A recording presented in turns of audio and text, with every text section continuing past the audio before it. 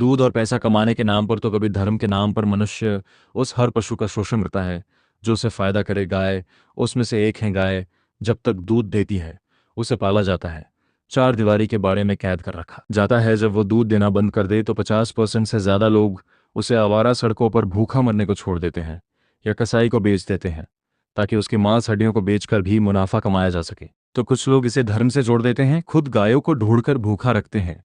हाथ पैर टूटी गायों का कंकाल जैसा दिखने लगे तो सोशल मीडिया पर इश्तेहार चलाकर, यूट्यूब फेसबुक एडवर्टाइजमेंट के जरिए धर्म के नाम पर उगाही करते हैं, पैसा मांगते हैं। पैसा कमाने के लिए गायों की दुर्दशा और लाचारी दिखाते हैं। ये धंधा बन चुका है। कुछ लोग वाकई में सेवा करते हैं, लेकिन अब ज्यादातर लोग इसे लोगों को ठगने का धंधा बना चुके हैं। गाय किसी को खुद दूध नहीं देती, बल्कि जबरन लोग उसे खूंटे से बांधकर जबरन दूध निकालते हैं।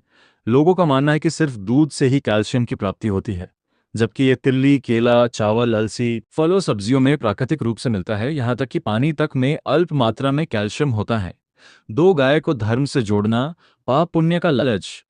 लोगों को लगता है कि आवारा पशुओं को चारा वगैरह देने पर उन्हें पुण्य की प्राप्ति होगी, इसलिए शहरों में सड़कों पर 11 समावेश के दिन और हर रोज बड़ी मात्रा में लोगों की भीड़ पुण्य के लालच में गायों को चारा डालते हैं। भारत में अंध भक्तों की संख्या जनसंख्या ज्यादा है, इसलिए पशुपालक खुद की 8-10 गायों को भीड़ भाड़ वाली सड़क खड़ा करके चारे की दुकान लगाते हैं और जनता उन दुकानों से चारा खरीदते हैं। लोग आवारा गायों से ज्यादा पालतू गायों को बेवकूफ़ी में चारा दे आते हैं। जब चारा खाने की भगदड़ में सड़क पर गाय सांड सब दौड़ते हैं और वाहन चालकों को दुर्घटना का शिकार बना देते हैं, लोगों का एक्सीडेंट होते होते रह जाता है। आवारा पशु सड़कों पर लोगों की तरफ दौड़कर उन्हें घायल कर देते हैं। कई लोगों की तो इसमें जान तक चली जाती है। अंधभक्त शहरों में भी होते हैं, वो तो सड़कों पर चारा वगैरह डालकर निकल जाते हैं। फिर पशुओं के हमले से सुबह सवेरे काम पर जाने वालों बाकी आम जनता को जो नुकसान होता है, उसका जो पाप लगता है, लोग उसका हिसाब नहीं लगाते। उन्हें तो लगता है कि वो चारा डालकर कोई महान काम कर रहे हैं, जबकि ये तो पुण्य और पैसा कमाने का लालच से ज्यादा और कुछ नहीं होता। दयावश किसी भूखे कमजोर जानवर को खाना दिया जाए तो बात अलग होती, लेकिन पालतू पशु जो सड़कों पर खाने के लिए छोड़े जाते हैं वो शहरों में दुर्घटनाओं का कारण बनते हैं। इंसान को जो फायदा दे वही अच्छा लगता है, उसी की पूजा की जाती है। जैसे गाय और कुत्ता गाय का दूध बेचकर मुनाफा कमा सकते हैं, और कुत्ता वफादारी में दुम हिलाता है, आगे पीछे घूमता है, गुलामों की तरह रखवाली करता है। वही इंसान चूहे, बिल्ली, खरगोश, गेंडे, सियार, भेड़िए को नहीं पूछता, क्योंकि चूहे अनाज कपड़े कुतर कर नुकसान देते हैं, बिल्ली खाना खराब कर देती है, भेड़िया किसी की गुलामी या दुम नहीं हिलाता। कुछ लोग शहरों में भी आम जनता के घर के पास खाली प्लॉटों में कब्जे के लिए गायों पशु को बांधने लगे हैं, जिसमें वो बेतहाशा गंदगी, सड़ी हुई खाद, कचरा, मलमूत्र इकट्ठा करते हैं, जिसे खेतों में गड्ढा खोदकर करना होता है। यही शहरों में खुलेआम प्लॉटों पर डाला जाता है। धुआं जलाकर शहरी पड़ोसियों का सांस लेना तक मुश्किल कर देते हैं। इंसान चाहे दमघोंटू धुएं के जहर से मरे तो ठीक, लेकिन गाय को मच्छर नहीं काटने चाहिए। लोग तगड़िया भर भर के छाने गोबर कचरा जलाते हैं घंटों तक रोज, वो भी गाय माता के नाम पर। जब कोई पड़ोसी कंप्लेन करे तो उसके साथ मारपीट होती है।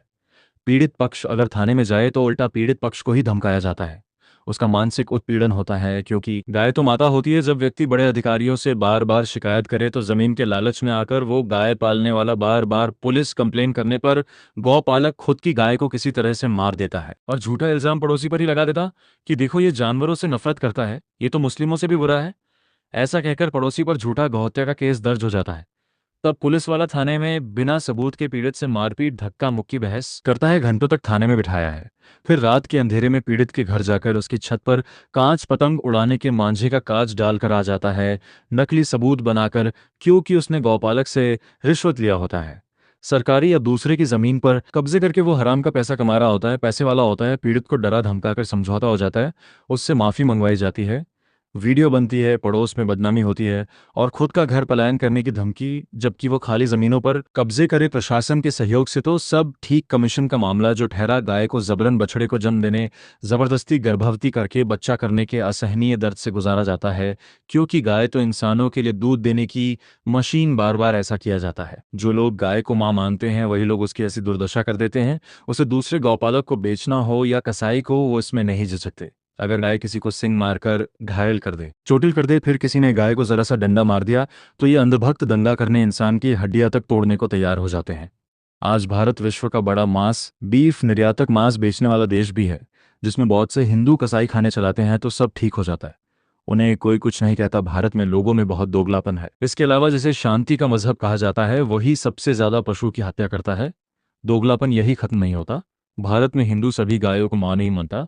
जिस गाय की पीठ पर हम्प सूर्यकेतु नाड़ी होती है, जो बढ़िया सुपाच्य दूध दे, उसी ही मां माना जाता है। जिनमें 5-7 देसी नस्ल की गाय आती है, बाकी गायों को सिर्फ दूध देने वाला जानवर समझा जाता है, उससे कोई इमोशन नहीं जुड़े होते। जैसे भारत में हिंदू सिर्फ गायों को ही रोटी देते हैं, सांड को नहीं, क्योंकि सांड को देने पर पुण्य नहीं मिलता, स्वर्ग का लालच टिकट नहीं मिलता। इसके अलावा कई हजारों साल पुरानी हड़प्पा सिंधु घाटी सभ्यता में भी सनातनी हिंदू दो भागों में बांटा गया था। एक आधुनिक निर्माण में, तो दूसरा उससे थोड़ा दूर रहता था।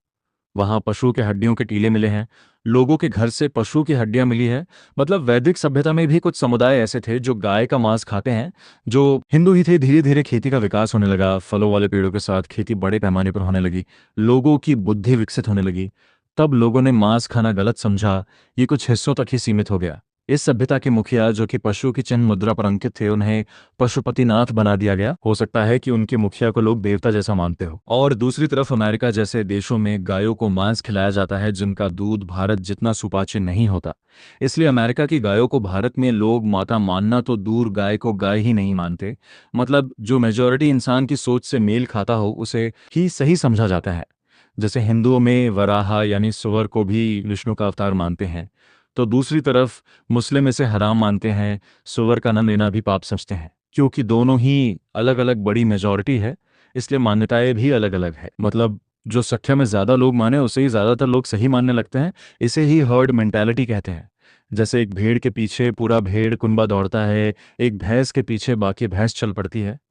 इसी तरह भारत में भी गायों को मां माना जाता है। जो सनातनी हिंदू पहले नदियों का प्रोटेक्शन करता था, आज वही उसे आस्था के नाम पर दूषित कर रहा है। फूल, अगरबत्तियां, नारियल तेल, कचरा, मानव मल मूत्र, गंदगी नदियों में फैला रहा है। नदियों को साफ रखना हिंदू धर्म था, जो धर्म के नाम पर महाकुंभ जैसे पर्व पर गंगा बाकी नदियों में मानव मल की मात्रा इतनी बढ़ा देता है कि उसे पीना तो दूर, नहाने से भी गंभीर बीमारियों का कारण बन सकता है। पर धर्म, पैसे, पुण्य का लालच लोगों की आंखें बंद कर देता है। इंसानों को यह तय करना होगा कि प्रकृति की कीमत ज्यादा है या इंसानों के दोगलेपन की। एक गाय जानवर की कीमत ज्यादा है या इंसान के जान की, आप ही ये तय करें।